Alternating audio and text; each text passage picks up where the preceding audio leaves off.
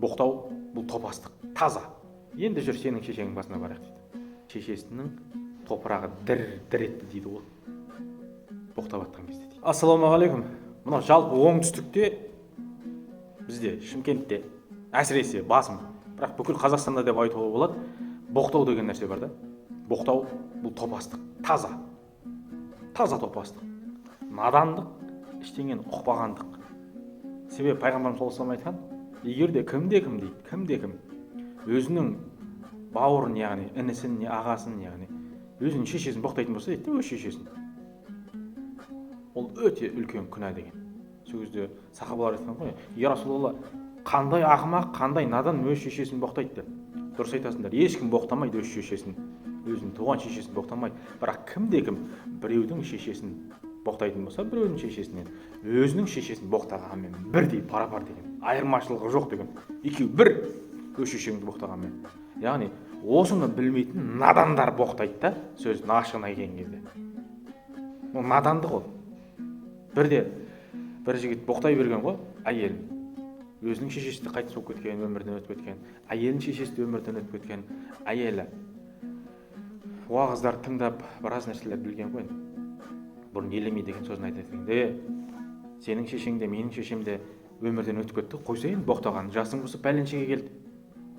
Енді қойсай дейді ғой. Анау қоймайды, қайта боқтаған, шешең пәлен қылайын. Әйел айтқан ғой.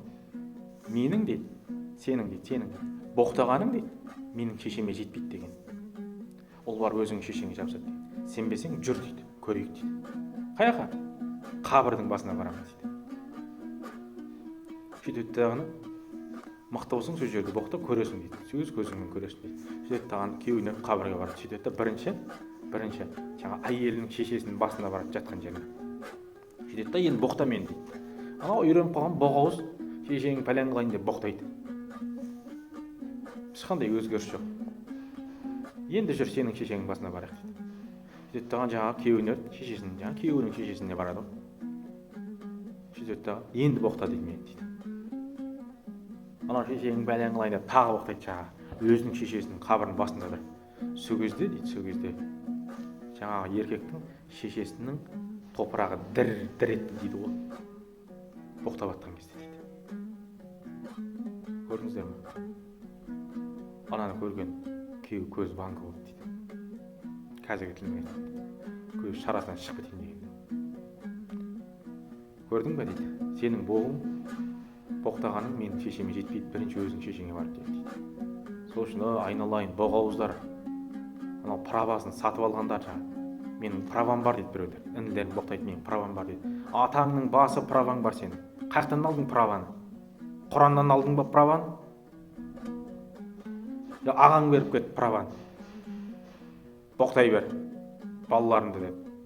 Жеңшең ғой деп. Сол ағаң берген болса, ағаң сенің надан, топас. Боқтық бірінші өздерінің әркімнің өз шешесіне баратын нәрсе. Сол үшін айналайын қазағым, бауырларым, 90 ауыз сөздің тобықтай түйінін айтайын. 10 пәленің 9-ы тілден деген. 10 пәленің 9-ы тілден деген. Тіл сөйлесе, иншалла, ел сөйлер. Пайғамбарымыз саллаллаху алейхи айтқан. Мына тілімізге ие болатын болмаса, тілімізге ие болуымыз керек деген. Тілімізге. Ауыздан шығатын сөз, міне, менің каналымның өзі, бұл видеороликтердің өзі сөз өнері дейді. Ал енді сөз өнері көркем, әдемі сөйлеу деген сөз. Оның арасында боқтық араласпау деген сөз. Сол үшін тым құрыса әдемі сөйлей алмасаңыздар да, боқ ауызды араластырмаңыздар. Өтініш жүздерден. Себебі ол сізді айналып өз шешеңізге тиетінін біліп жүріңіздер. Ауыр айтсам, кешіріп қоясыздар, бірақ бұл ауыр емес. Ол шындық. Ал шындық әрқашанда ащы болады.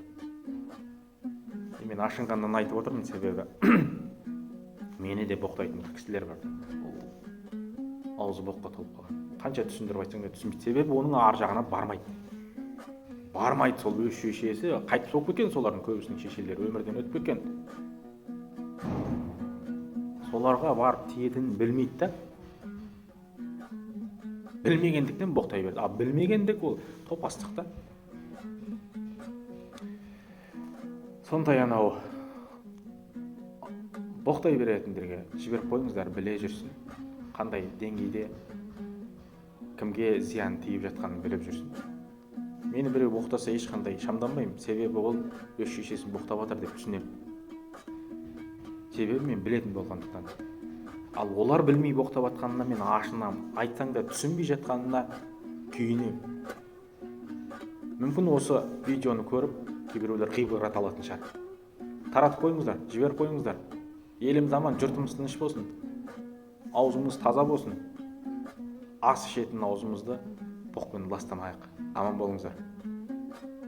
Менің каналыма жазылуды ұмытпаңыздар, себебі менің каналымда түрлі кез келген тойға тілектер бар, жақсы сөздер бар, мақалдар бар, қиссалар бар, әңгімелер бар. Тыңдап бөлісе жүріңіздер. Еліміз аман, жұртымыз тыныш болсын.